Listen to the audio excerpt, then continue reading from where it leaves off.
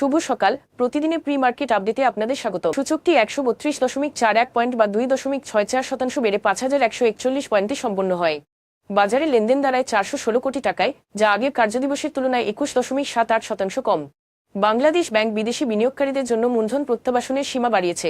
এখন থেকে পূর্বানুমোদন ছাড়াই বিদেশি বিনিয়োগকারীরা সর্বোচ্চ 100 কোটি টাকা পর্যন্ত মূলধন দেশে থেকে নিয়ে যেতে পারবেন, যা আগে ছিল 10 কোটি টাকা। আন্তর্জাতিক মানের সঙ্গে সামঞ্জস্য রাখতে এই সিদ্ধান্ত নেওয়া হয়েছে।